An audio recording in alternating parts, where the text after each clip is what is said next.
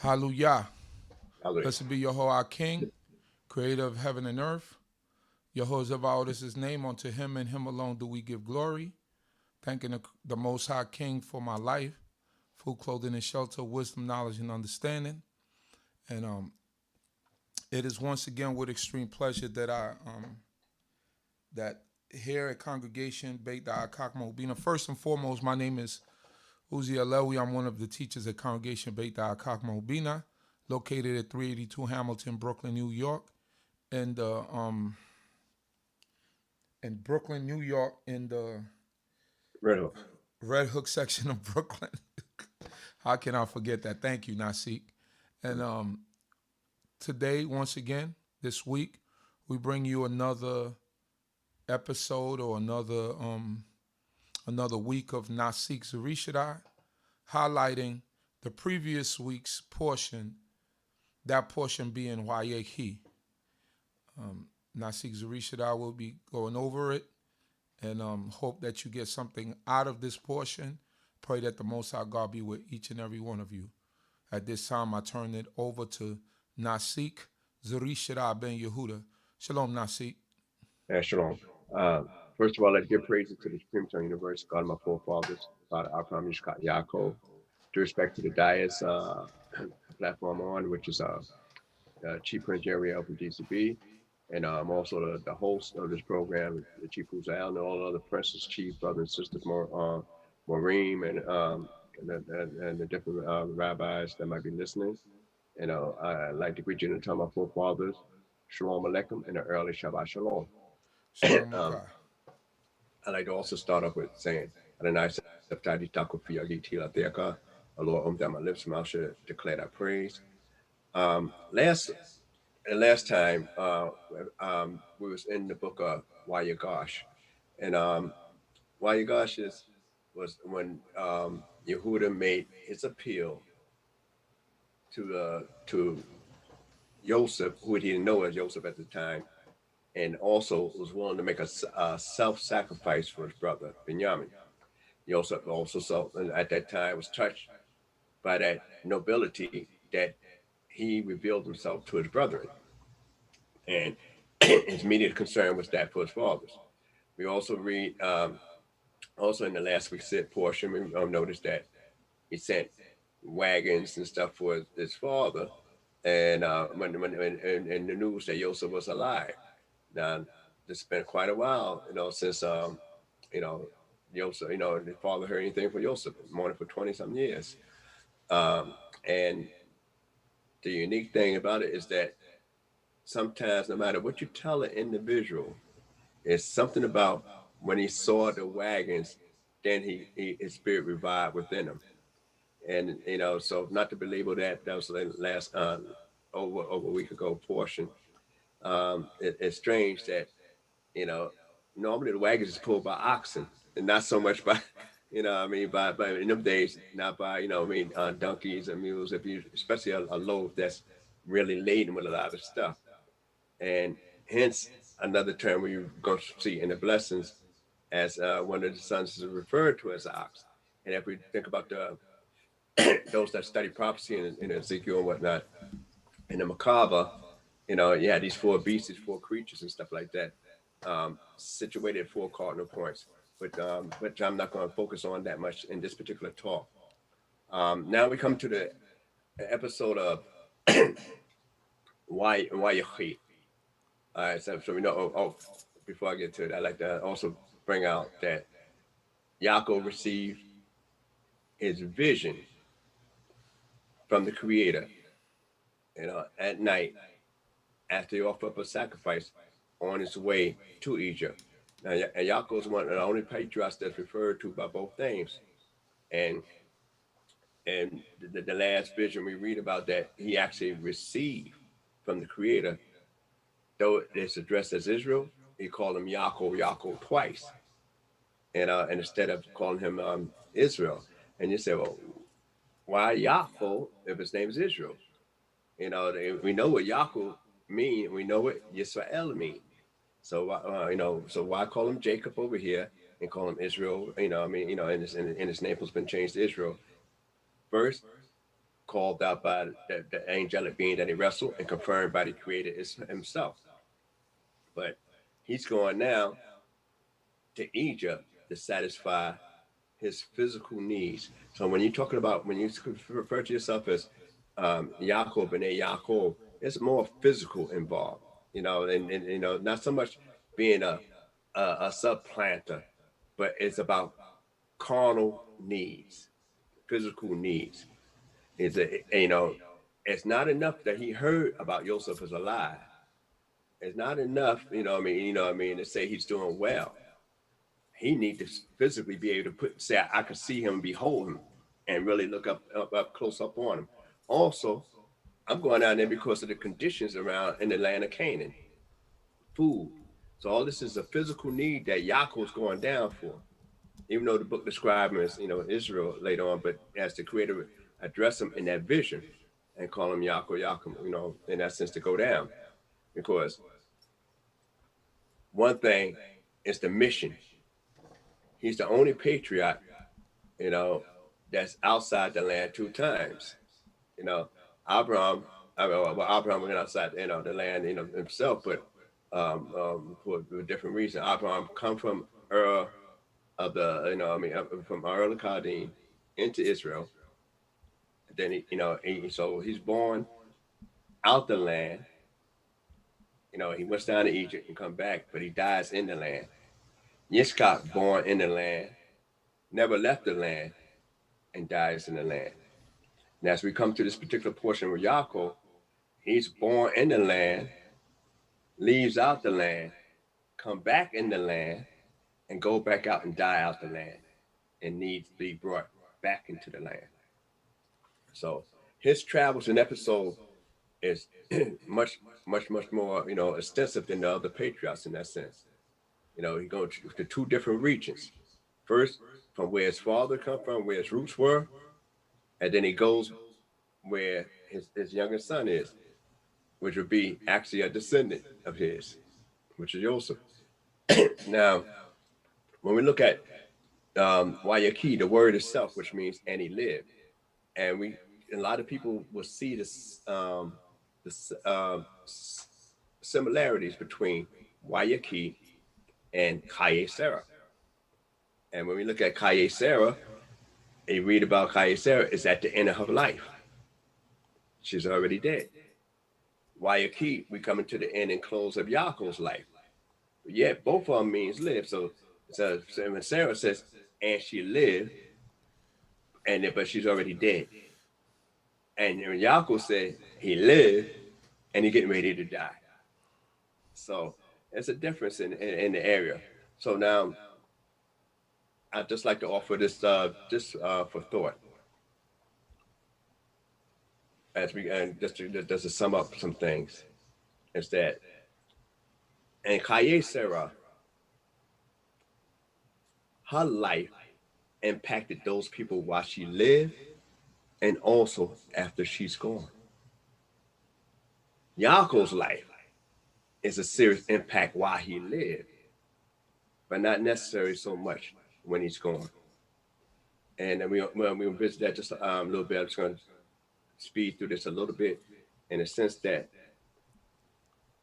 Sarah is the only one that was actually mourned but eulogized. Yaakov is mourned in this particular Sidra, but he's not eulogized in this particular Sidra.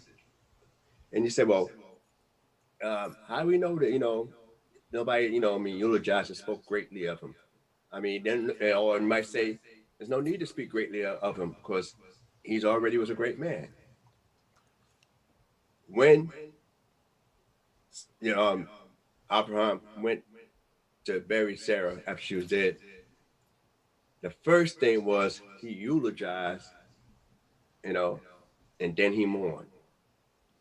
So he's giving, when you eulogize an individual, except for maybe sometimes these days, you know, and when people go to the funeral home, they talk about, you know, how good was the brother was, or I feel for the family loss. I'm talking to try to cheer up the family. But that's you know, that's one aspect. But when it said the life of Sarah, the Chaye Sarah, her life was so much of an impact that when Abraham went to eulogize her, said, and not only she meant so much to me while she was alive, she means so much to people after she's gone. So much so that Yitzchak was not even comforted until he got married again, and except for his mother. So a real eulogy is like a testimony about not only so much how great the person was in life, but how much he impacted your life that you, if it wasn't for that, you couldn't go no further in life, being the person you are.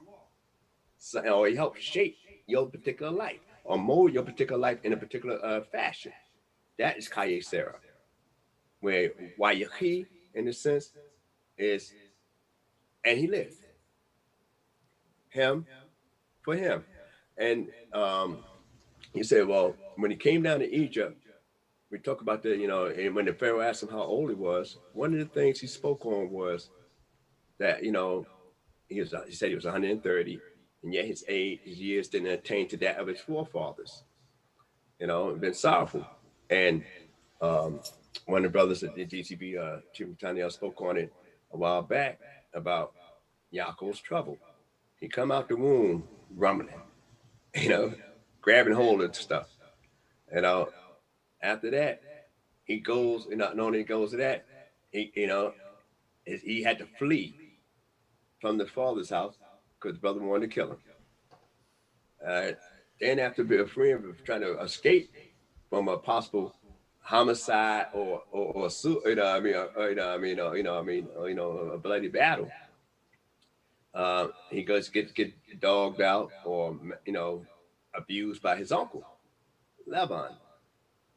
So now, after that, he flees from Laban, come over, you know, and then after he come over, the next thing you know, he got to confront the guy he ran away from 20 something years ago, Esau, his brother. And then, you know, then after that, you know, before the encounter, you know, he had to rumble. But I'm talking about the things that really was troubling, real troubling, the problems. So then after that, shortly after that, next thing you know, Raquel, she died. His wife died. So far, I've got about 5 different things, I guess, you know, if I was counting. And then after that, Dina, she's raped and accosted by heathen. Then after that, Yosef, you know what I mean? You know, let me see, go a little bit in this order. All right. Yeah, but Raquel dies. Reuben defiles his couch. Then Yosef, then Dina's raped.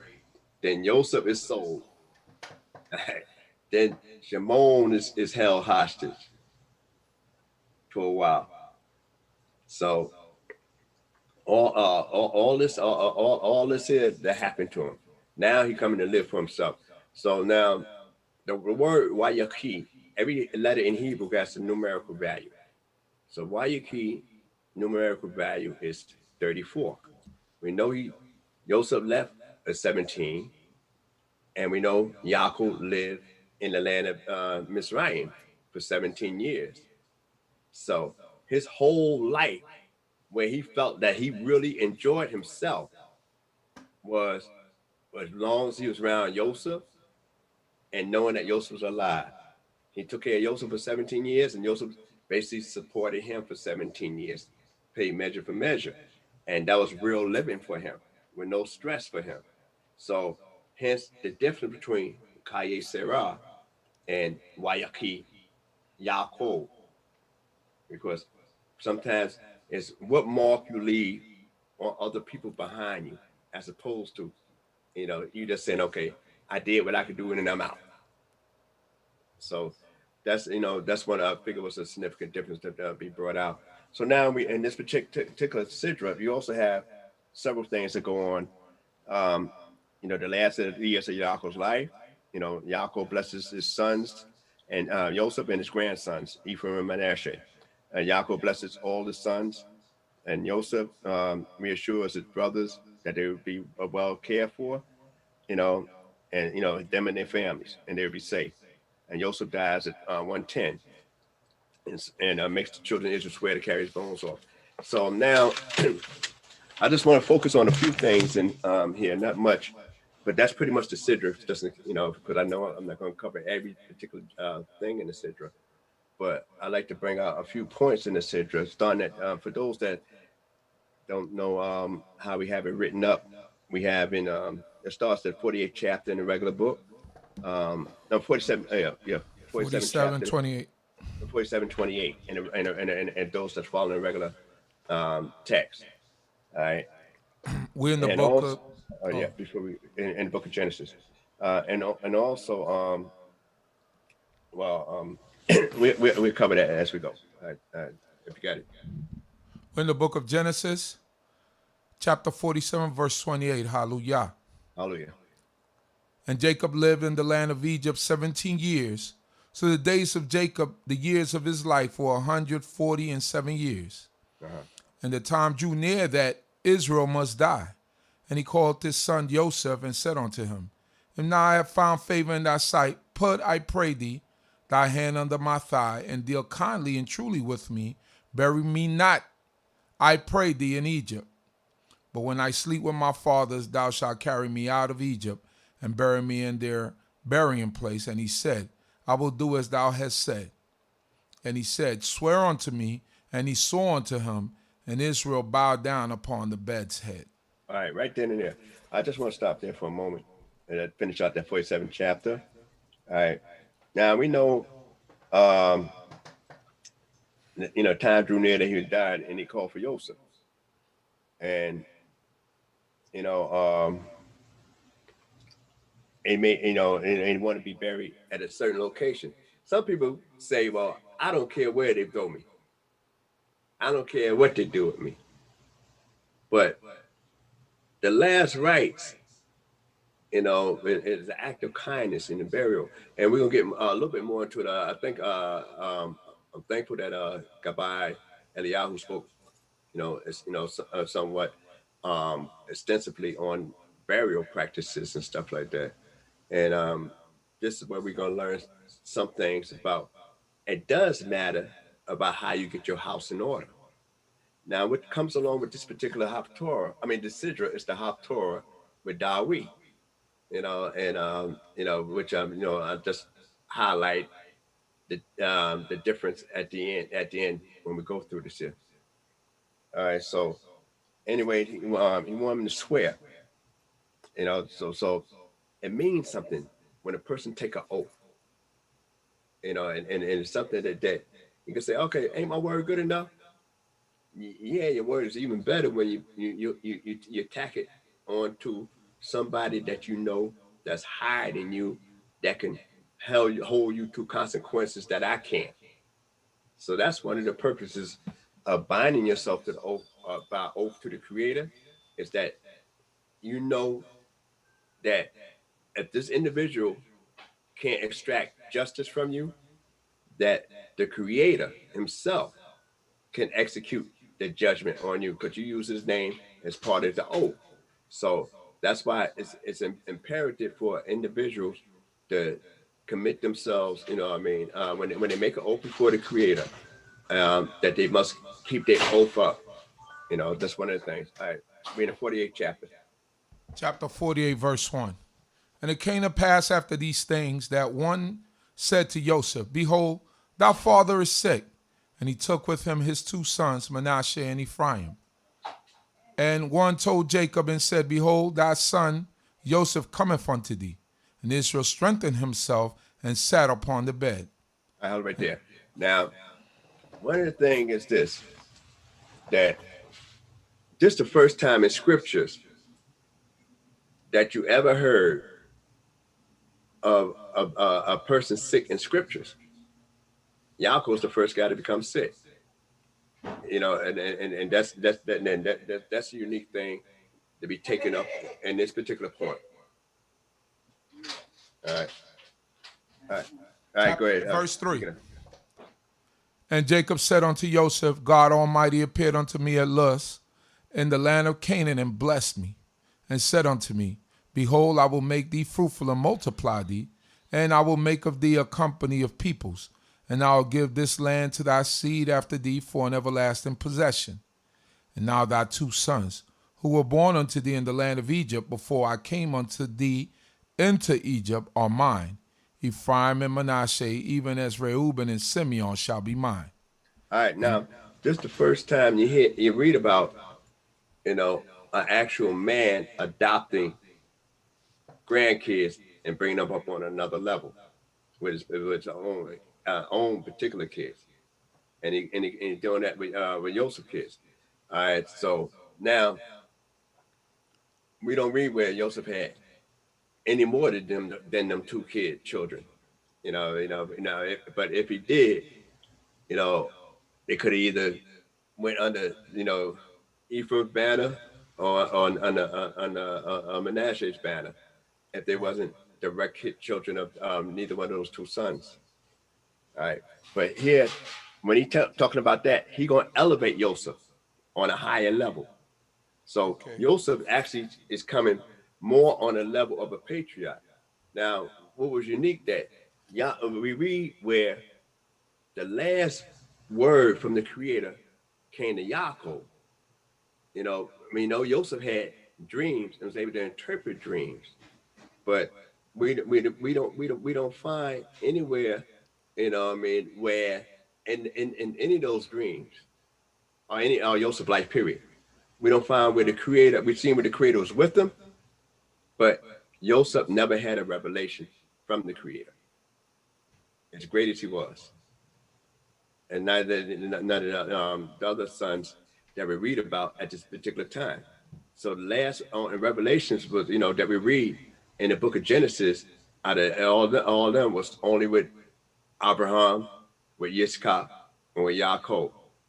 And all those sons, as great as they was, they never had no actual divine communication with the Creator directly. And also, I'd like to also bring out between Wayechi and the Parshat, the ending of the Parshat Wayegash is considered a no gap. It's usually be spaces between the Sidros, the Parshios. Well, in a scroll, in a written scroll, for those that just read the scroll every week, they would notice that it's no gap between that. You just got to know where this Sidra ends and where Wayechi begins when you're reading the scroll. And they got various comments on that. But we'll continue. Verse 6, Thy issue that thou begettest after them shall be thine. They shall be called after the name of their brethren in their inheritance. And as for me, when I came from Padan, Rachel died unto me in the land of Canaan in the way, when there was still some way to come unto Ephrat. And now I buried her there in the way to Ephrat, the same of Bethlehem. And Israel beheld Joseph's sons and said, Who are these? And Joseph said unto his father, They are my sons, whom God hath given me here. And he said, Bring them, I pray thee, unto me, and I will bless them. Now the eyes of Israel were dim for age, so that he could not see. And he brought them near unto him, and he kissed them and embraced them. All right, just stop right there just a moment. Now, he asked Joseph to swear to bury him in a particular place, in the land, not in any place in Israel, but in Hebron itself. And also, he would say, well, is he going to pay Joseph off for this? By saying and making his 2 children elevate to the level of Reuben and Shimon. Those are questions that could be, kicked around and debated somewhat. And then now you bring him back that I buried your mother on the way in a quick burial, not in no particular city of Israel, but on a borderline in the field, in the outskirts. So though I'm gonna be buried in the field of Ephraim in the cave of Machpelah, we had to make a tomb for Raquel. So now that could be stressful because now you was around when I buried your mother. And I didn't take that kind of care for your mother for whatever reason. Could be, so it's a real sensitive situation. And I remind you of that. And we know Joseph carried things, for a while because he carried what his brothers done to him. He carried the good times that he had with his father.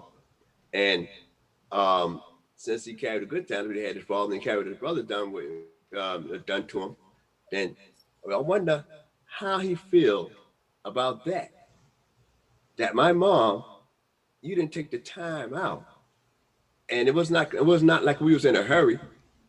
And yet now you making me specifically make a journey with your dead body out this land into another land. And you're not even telling me to send it. You're telling me to bring it, which is a big difference. Because I'm a ruler. I could just send your body off and mourn you there. But you want me to bring it there personally. Something that you couldn't do with my mother.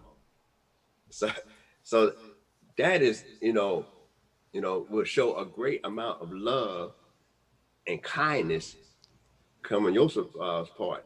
To even take an oath like that and want to do that.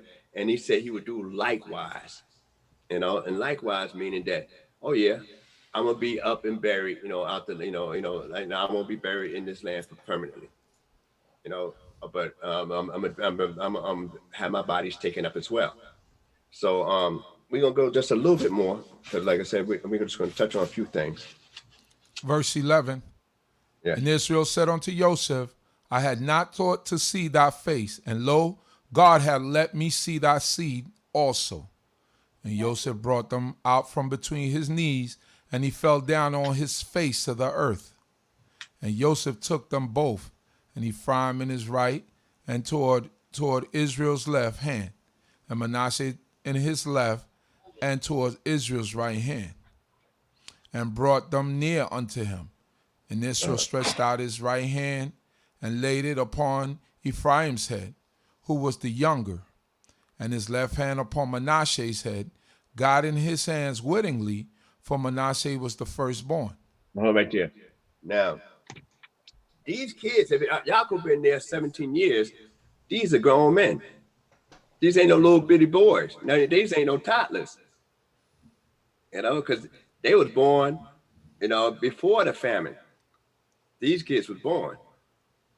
So they was born before the famine, and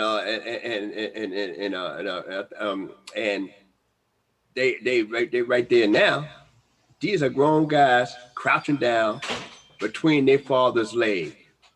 That's humble, though their father's a ruler. So you can imagine strong, strappy guys, and their father stand straddle, and they bow down, and they come up between their legs there, and then when they get ready to bless them, now you come up. Now that's a serious bow. That's a serious humbleness. That's a serious respect. Right. So now we're gonna pick it up from this next verse. Verse 15. And he blessed Joseph and said, the God before whom my fathers Abraham and Isaac did walk, the God who have been my shepherd all my life, long unto this day, the angel who have redeemed me from all evil, bless the lads, and let my name be named in them, and the name of my fathers Abraham and Isaac, and let them grow into a multitude in the midst of the earth. And when Joseph saw that his father was laying his right hand upon the head of Ephraim, it displeased him, and he held up his father's hand to remove it from Ephraim's head unto Manasseh's head. And Joseph said unto his father, not so, my father, for this is the firstborn. Put thy right hand upon his head. Okay, hold right there. We're going to stop before we get to the 19th verse. One of the things is this. Why did Joseph wait till to hear the end of the blessing? To say, okay, we got a problem. He's seen the hands crossed already. He placed the children where he wanted them to be. So now, when his father crossed his hands, Joseph waited till you hear the blessing.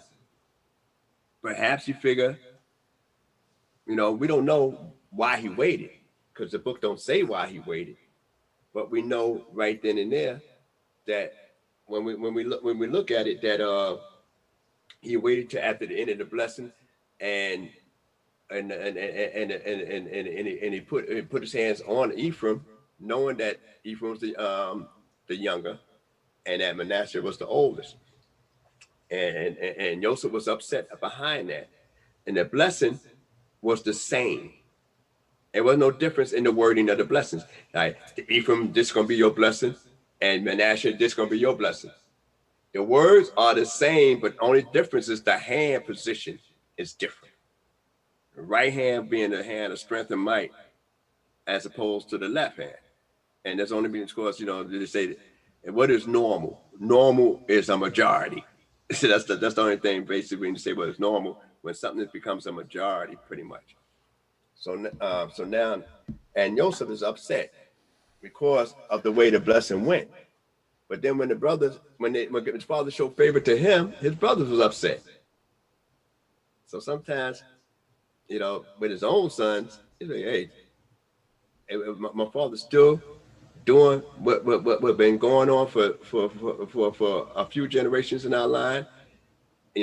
Abraham not necessarily being the oldest, but he favoring, Isaac over Ishmael. Isaac, favoring Esau over Yaakov. And Yaakov favoring Joseph over his other brothers. So when this trend going to end?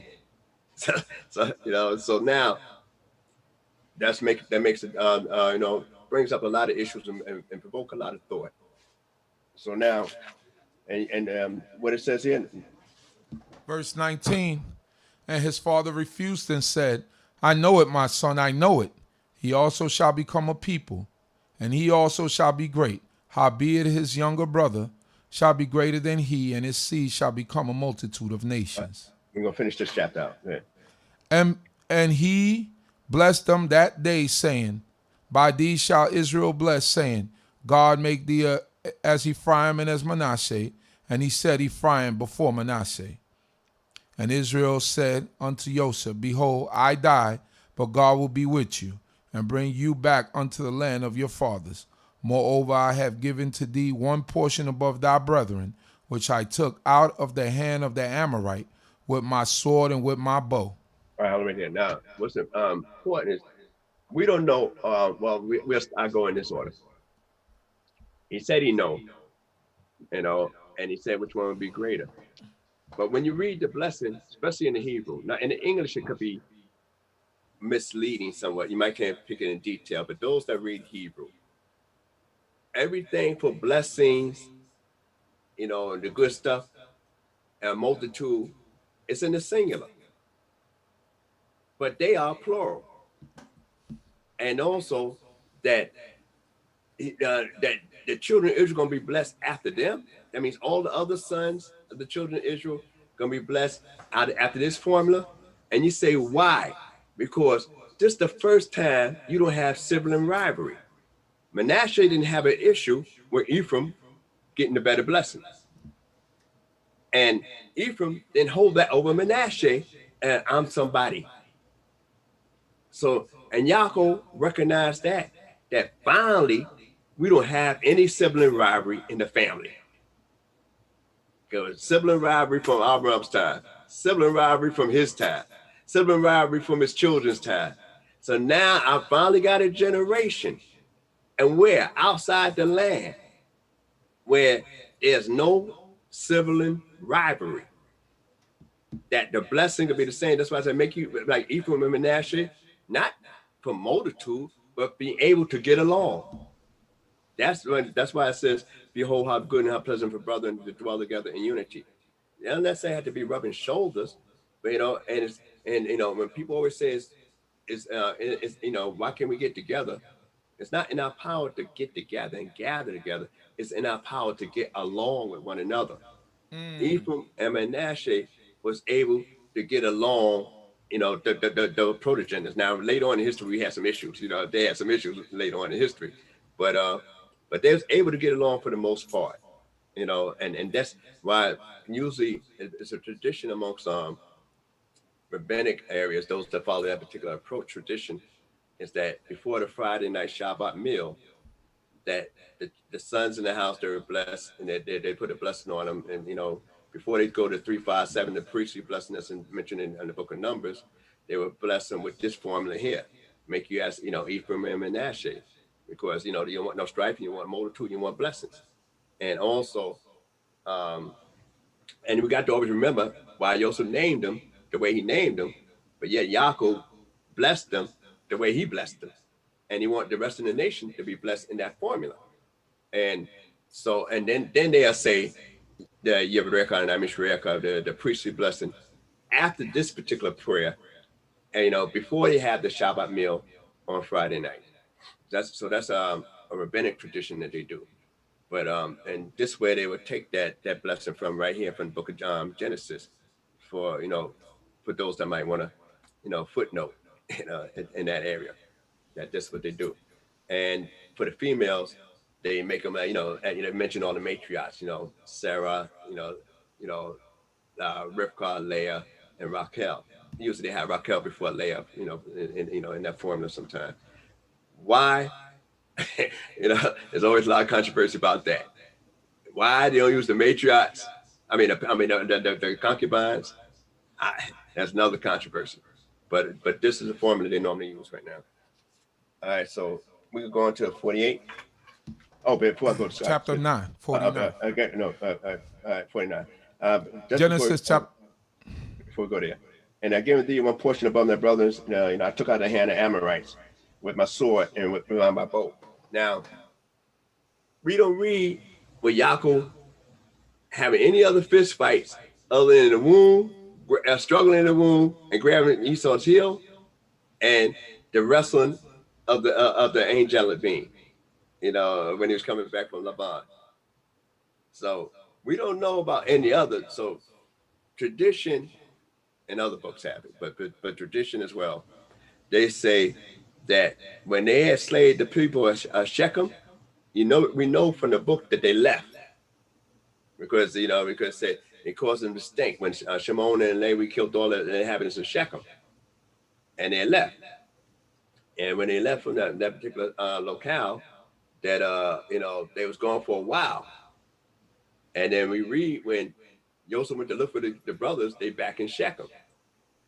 So in between this time of leaving Shechem and coming back to Shechem, they say, like I say, I can't prove it by, the book itself. I'm just going by what's, Yaakov's telling Joseph that I took it back by force. Is that parcel of land that he brought when he came from Laban, that he stayed on, that Dinah was raped on, that they had to kill the people, the inhabitants of the city on, that parcel of land, he himself had to come back and take by force, because when they left, other people started squatting there and acting like it was theirs. And it didn't say he had a deed like that Abraham did with the cave of Machpelah in the audience and all that kind of stuff. So he had to strong house that back into the family, and that's one of the reasons why the sons of Yaakov was able to go ahead on and graze sheep over there in Shechem, which was a good little ways off. So that hey, we still got control of this territory. So that's something to think about. Not saying it's true. This gave me another viewpoint on this particular pasuk, this verse that I just read. All right. So now we can go into the next one. Genesis chapter 49, verse 1. And Jacob called unto his sons and said, gather yourselves together, that I may tell you that which shall befall you in the end of days. Assemble yourselves and hear, ye sons of Jacob, and hearken unto Israel your father. Okay. Reuben. Now, said sons of Jacob, you call them that, and said Israel your father. Because why? One, there are going to be some physical things involved. Secondly, it's spiritual essence that's going to be involved in that sense. I'm saying when I call myself Israel, your father, I'm saying now that my blessing going to come from on high. So this is really, a real serious blessing. So now, Joseph and his kids blessed separately. before we get down to get to the rest of the tribes all together, all the sons together. Now, whether they was around when all this was going on with Joseph and his children, I don't know. You know, but we know he had them all assembled at this particular point in time. All right. Verse 3. We only gonna read. Matter of fact, I'm just gonna highlight some of the stuff, and we're just gonna focus on the 4th, and we're gonna focus on Joseph. All right. So we know Reuben, it was the firstborn, and he said, "Look, you got all the qualifications itself, but you want to excel." So I mean, though you got the qualification to be, you know, I mean, charismatic, you're strong, you know, and you know, I never had a relationship, you know, until I met your mother, Leah. So now I met your mother, Leah. It is the first time I ever had to see the life pass through me into somebody else. So, and we know Yaakov was a strong individual before he got married because he moved that boulder off that well, but unstable. You know, and water, you know, using water as a strange element too. You know, unstable as water, because water definitely, now, you know, like I heard brother, you know, said in the comments, it seeks its level, but water is one element that is diverse. It's fluid. It could be made into a vapor, and it can be made into a solid. And yet, water, when it's made into a solid, never increases. Though the ice may look big, but they don't increase, and when you melt it back down, it's still the same amount. So it doesn't increase, even though it can become solid, and then it become liquid again, and it'll become vapor. It's still no increase.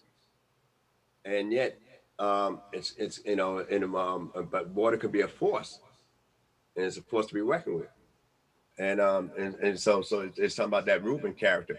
Then we get down to Shimon and Levi. You know, I mean, you know, and plus Reuben did defile his bed, his couch, and Yaakov remembering that, and he's saying this in front of everybody else at that time, and is a difference. I spoke on it before. It's been a custom amongst certain archaic people in the East that if the child messed with the father's wife, it's like he became the heir, and we get a little bit of that glimmer with King Solomon. You know, a little after the torah that's being spoken on, with that goes along with this, where his brother wanted the young lady that Dawid didn't sleep with, since Solomon wound up getting the kingdom. And then Solomon said later on, for those that might want to read that follows beyond that, just a few more chapters past the Torah on this particular Sidra, he said, why not? And his mother asked him for that, woman for his brother. He said, well, why not ask for the kingdom? Because Solomon knew exactly that was like a custom amongst people of that different ancient times. Right. So you know, that's one area to look at. And you know, Yaakov called it, you know, thought of it as despicable. And we know that at in Deuteronomy, around 27th chapter, for those that might want to look at it, when they have the curses and the blessings, the first one, you know, to be up there on that mountain is Reuben, the Mount Ebal. And he both say, curse of any man that lies with his father's wife. And all the people should say amen. Reuben's up there on that mountain. So you know, so it's like a, you know, I mean, I'm agreeing that certain things should not be done. So it's like you know, and we find certain things in our scriptures like that. And with Shimon and Levi, talking about, you know, weapons of violence, you know, I mean, in their habitation, you know, and said, let not my soul come in their counsel. And they're talking about the anger. It's created. I mean, Yaakov, their father, cursed their anger, but not cursing them. And we say anger might rest in the bosom of a fool, but then sometimes you have to have a righteous indignation. So when we look at those two individuals, you know, they always were bosom close. Now, so far we only talking about the sons of by Leah, but they was really close. but people could make moves on a particular area, but for two different reasons. I spoke on it before.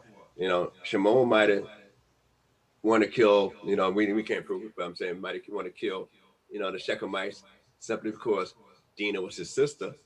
Levi might want to kill him simply because you shouldn't do that to anybody's sister. You know, so one is more universal and more from a godly approach, as opposed to one that says, well, this is personal. It ain't about godly, it's about me. You don't do this to me. It's like thieves don't mind stealing. They don't want nobody stealing from them. So, but if there was, you know, but it has its merit, that kind of anger, because it was scattered them in Israel. And if something is bad, why you want even a drop of it? If it's all bad, there's no good in it. So sometimes you have to have some righteous indignation. You got to get angry at some time. You got to be able to act on certain situations. So that's why we need a little bit of that, but not much of it. And that's why I said they were scattered throughout all Israel. And then their roles were scattered. You know, Simeon's a little bit more obscure than Levi's role. All right. But that was it. Now you get to Yehudah. So I could read up on Yehudah just a little bit. Verse 8, and Judah, these shall thy brethren praise.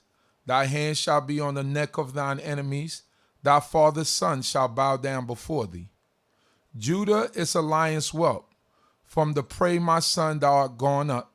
He stooped down and he couched as the lion, and as a lioness, who shall rouse him up? Stop right there. Before we get to the chapter. All right. When it says that father's son shall bow down to thee, why, you know, you always say, well, why ain't just say all your brothers gonna bow down to you? Because if you say thy father's sons, you know, will bow down instead of saying your brothers, some people figure, all right, we got the same father, but you know, I mean, we're not that close because we got different moms. So here it is that though he's the a son of through Leah, Joseph and them, his people are the sons of Rachel. Then the other ones are either by the sons of Zilpah or Bilhah. That all of them gonna have that kind of respect and praise for him. You know, now and so that's what it said. They be bowed down to him as a leader. They look for him for type of guidance. Now we know Yehudah went through some of the same tragedy as his father did.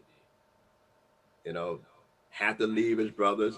He said, you know, Joseph separated from his brothers, but by force. But Yehudah separated from his brothers for whatever reason it is. He could say maybe he couldn't stand to see his father mourning so long, or he regret what he did. Yehudah also lost children, like his father, because thought he lost some children. So he know what it is. He actually physically lost children.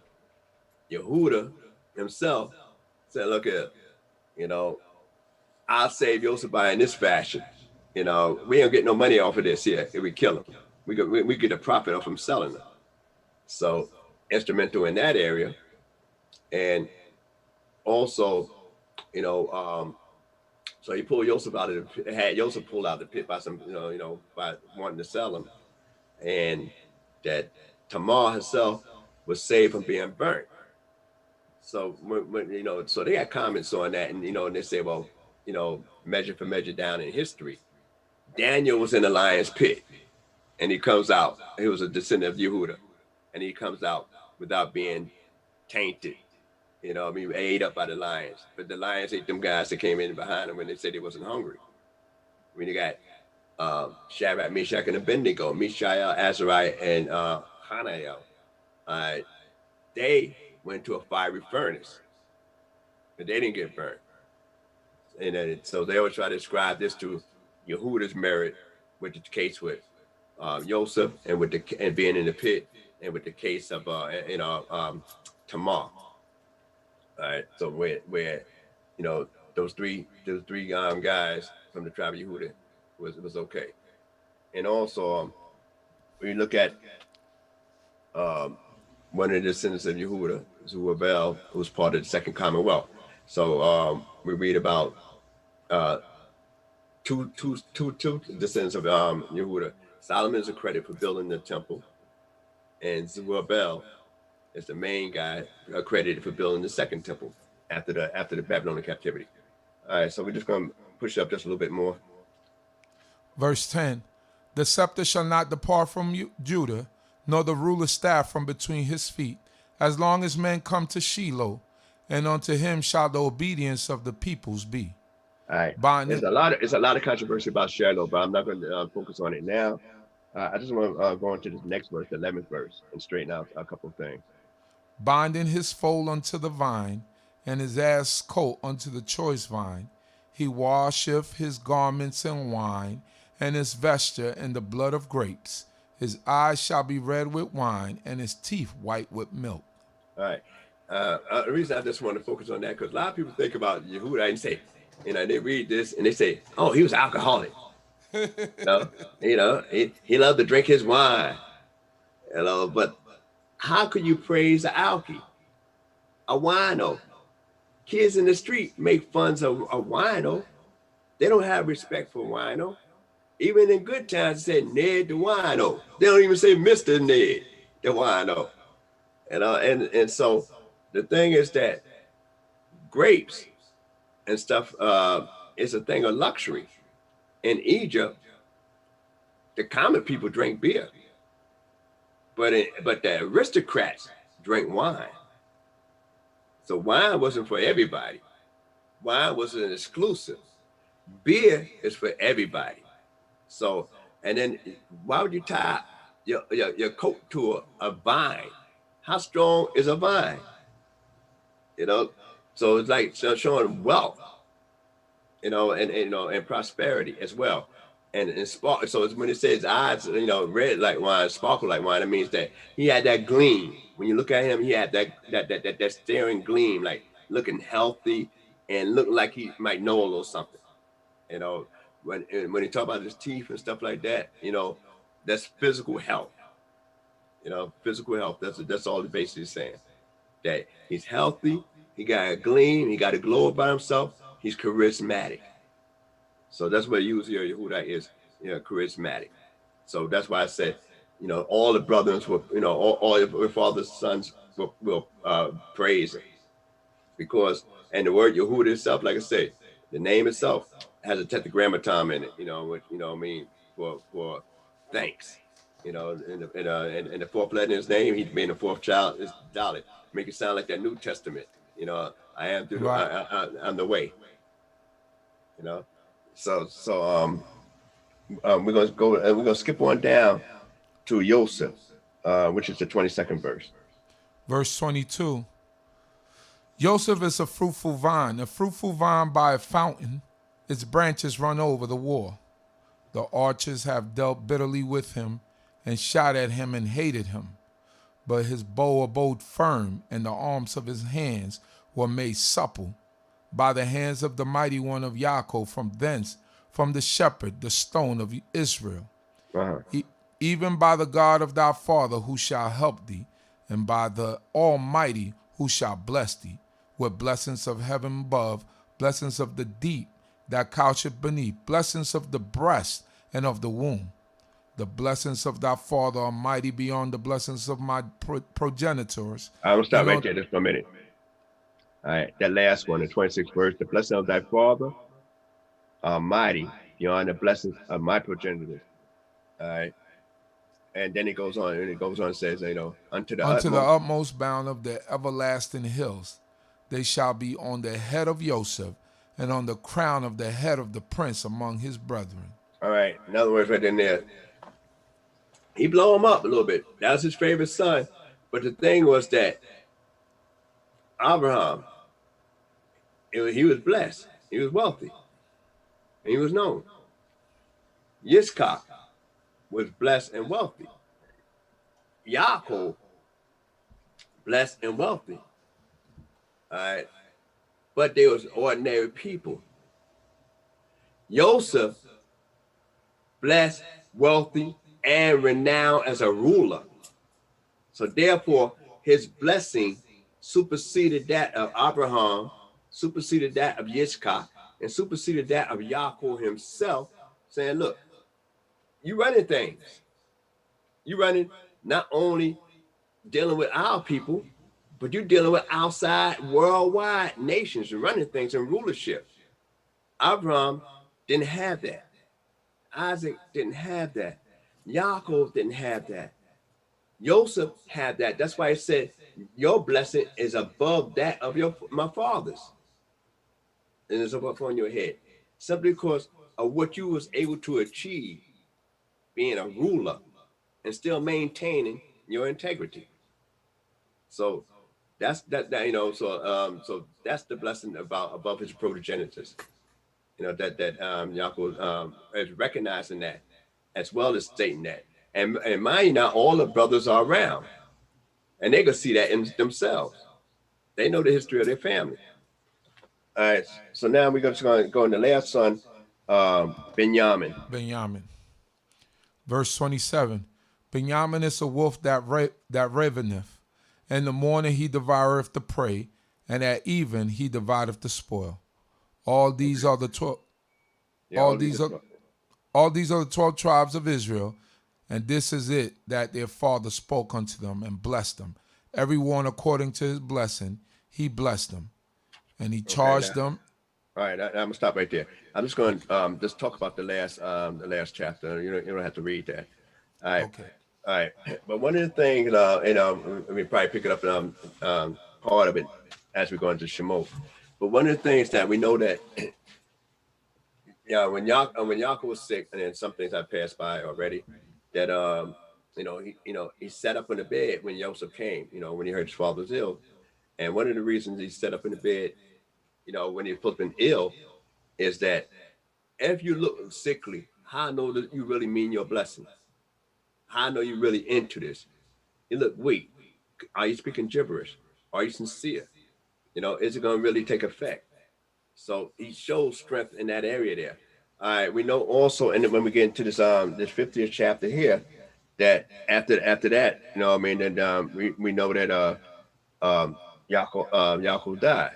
So he dies in this particular chapter, and now we know that he's the first one and the only one of the patriarchs to be embalmed. Normally in the East, we just wrap you up, wash your body, wipe it up, put you in, and bury you. So, and what's unique about this here is that I seen one in the comments, I think somebody said 70 days, but it's actually 40 days is the process that they actually take. It was actually 2 different processes. And that's it only took it to a 40-day period where they go through and take out certain things, in organs and stuff like that, petrify and whatever, and do different spices. And someone might put them in different jars and stuff. Maybe y'all seen The Mummy, on TV, the sci-fi movie. But and the 30 days of the morning, and in the morning, right? So Yaakov himself is the only one that we read about that was actually more, in the scriptures that was mourned twice, at this particular time in the book of Genesis. And he's mourned in Egypt for 30 days, not only by the Egyptians, but I'm sure the children of Israel are mourning him. And then he mourned in the land. So he's mourned outside the land 30 days, and he's mourned in the land. Now, one of the things I like to bring out too, just touching on it, because Gabbai Eliyahu spoke on it and did a great job on it, is that about burying rights. And one of the things that, because I've been to quite a few, Orthodox style burials and stuff. And one of the things that when you bury your dead, matter of fact, this even, once you bury the dead, first let's deal with the shiva. Shiva's after this in the scripture. But anyway, you bury your dead. The shovel was put there. The pile of dirt is up. And normally they'll have the shovel, the scoop part facing away, facing towards the individual instead of facing towards the scoop, but making it easy to scoop. where you had to actually turn the shovel around and then scoop up.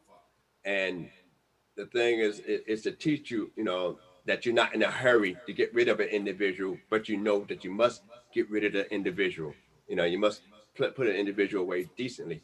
So the shovel is placed up, standing up most of the time if you got enough dirt there, but it's faced downward.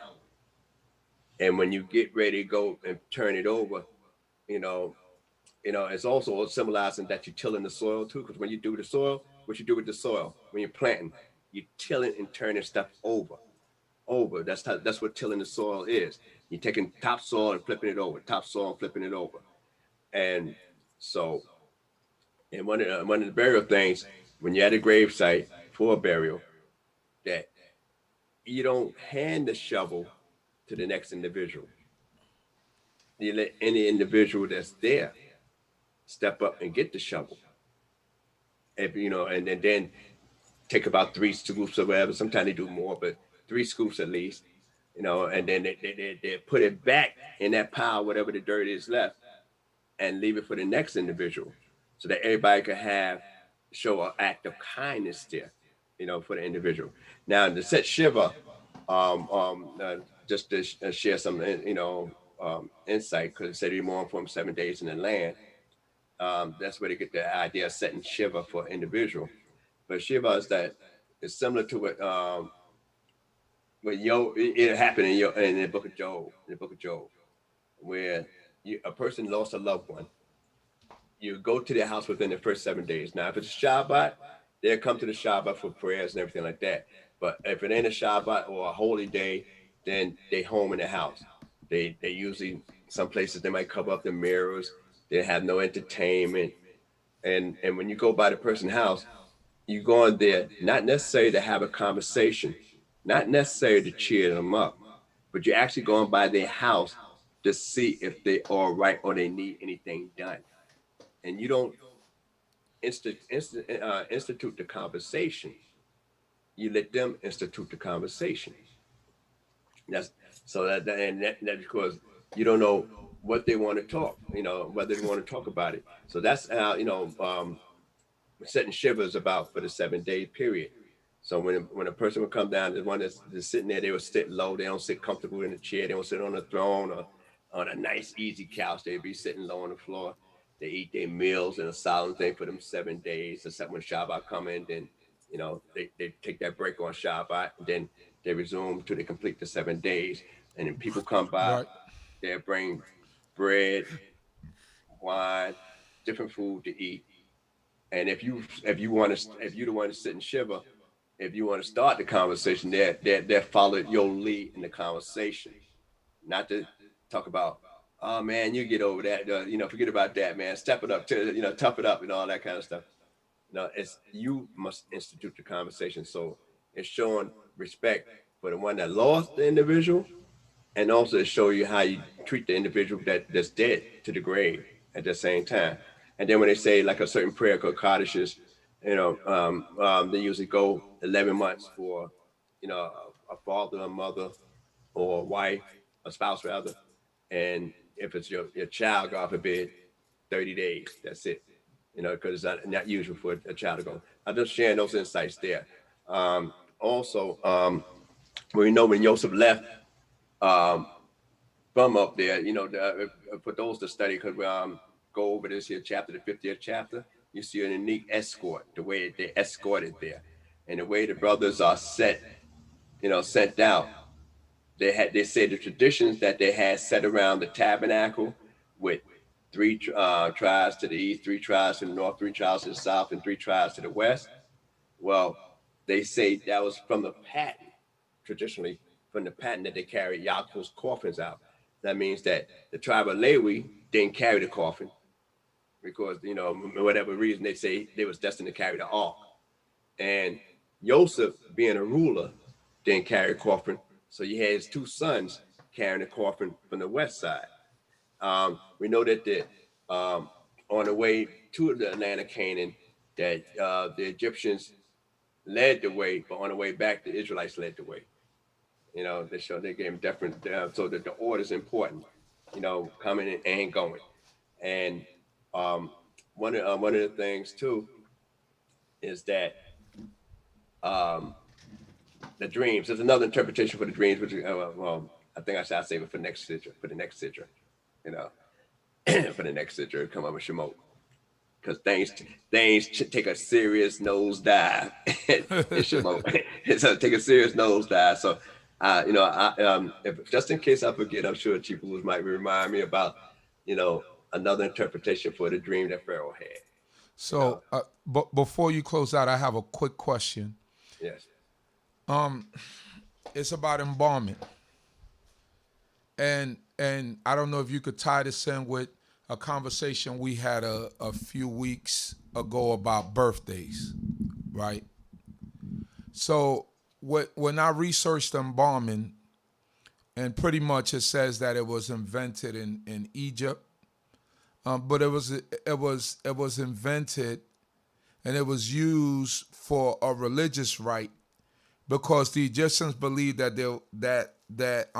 in the afterlife that they needed to keep the bodies well preserved in order for in the afterlife that, you know, that they would have a prosperous afterlife, and they wanted to keep a intact body. And we understand that the custom of embalming is the preservation of the body in the mummified state so that it doesn't decay, right? So they take out the internal organs. It was a religious ceremony that they went through. It would take typically from 30, anyway between 30 to 70 days, where they the priest and the Egyptian priests would mummify these bodies and go through certain prayers and things of this nature. So my question is, was it okay for Israel to use the embalming method if the Egyptians were using it for their religious site? Just like the question of, I guess, the birthday, you know, it's written about in Egypt, right? So does it mean that we can't embalm today because the Egyptians embalmed back then? All right. That's a good question now. You know, you're going to have debates on both sides that you said. All right. So now I'm going to just give you my viewpoint. Right. Okay, on that, you know, and basically as close as I can to the book. Because like I said, they have reason to, you can do the same thing for different reasons. Right. All right. So, you know, so your reason for doing it don't necessarily have to be my reason for doing it. Right. All right. So now, that being said, that they preserved the body because they thought that the actual physical body gonna stay intact and move about. Right. All right. We know that we had to do an embalming, especially with Joseph being embalmed. He could have said, "Don't embalm me," because it'd been a thing, you know, be there. But Israel also got embalmed. Yeah, but Yaakov himself, yes. Yeah, Yaakov, right? Yeah, but you know, but the thing was that it was only for nobility really to be embalmed. That's number one. Right. Only high echelon got embalmed. If you're a local yokel, yeah, you're thrown in the hole. That's it. And the difference was they didn't build no shrine for them, because usually people of nobility status would have some kind of tomb, right, a special tomb for them. And you know, and Joseph, no, all Joseph had was a coffin. All Yaakov had was a coffin. Right, so there was no special tomb for him set for him. And then the embalming process was you didn't have refrigeration, so if a guy had to travel a certain way, you know, it depends on how you enclose them within a container, you know what I mean, to be able to transport them without, you know what I mean, causing any kind of, you know, really obnoxious smell and bringing out any kind of disease and stuff like that. Right. You know, from putrefying diseases. So with Yaakov's case, he's buried in the same place that the other patriarchs are there. So being buried after being embalmed in the same place that Abraham, his wife, Yitzchak, his wife, and Leah and his wife, and being the only one embalmed, would not be a sense of what we could say, well, you know what I mean, a sin, because he's buried in a holy site like that, and the Creator said, And the Creator knew he was going to die there. Okay, Right. it said your son will close your eyes there. So it's not that now. Myself, by the time, God forbid, no time soon, but when I leave, people are only going to hear about it maybe as late as a month later, because I get buried unless it's a Shabbat or a holy day coming directly behind the Shabbat. So the most to be above ground is 3 days, and they keep you on nights that long. And in this society, embalming is extra money. That's number one. There's extra money in preserving it, and we don't have, and it won't be no open casket. They don't do no open caskets, closed caskets. There's nothing to look at. So, and it'd be a plain, simple box so that everything could go back to the dust as it was, and so the Egyptians frowned on being put back to the dust it was, and saying, look, no, we don't want you to go, like, though they know it happens, they want you to go back in the sin, or your glory, where they was looking for as a vanity for them, and it became a necessity for Yaakov and them for traveling with the body. And with Joseph, it became a necessity for him to travel and bring them on out. So now, so if it was a necessity, he would make the children of Israel swear. And Yaakov knew the custom to it, and Joseph wouldn't have his father embalmed. Right. If there was a such thing as a questionable situation. So, but Right. I'm saying, but for the most part, I'll be going in one day, a couple of my sons be going in one day. So, and that's it, because it's the thing of convenient to embalm an individual, because you're going to keep them up for a long time. And that means you're delaying the burial process. Yeah. So, and they had to delay the burial process and come that way.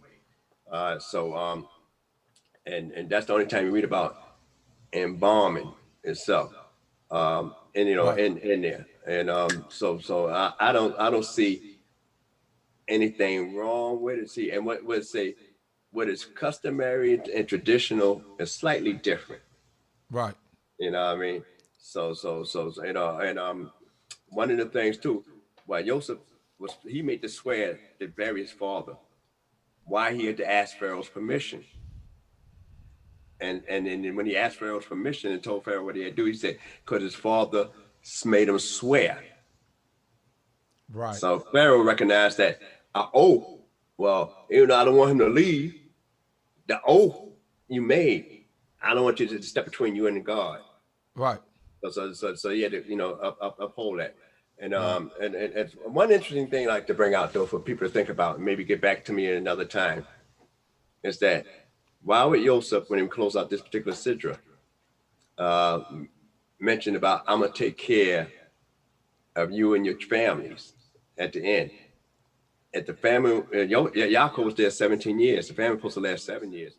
What they need with Joseph's care for those, for the years after that.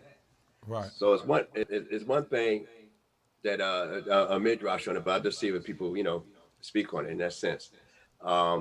Remember, before they came down, Joseph sowed seed during the time of a famine to people to plant. So if you know something's not going to grow, and it's after Yaakov got there. So if you know something ain't going to grow, why sell them seed?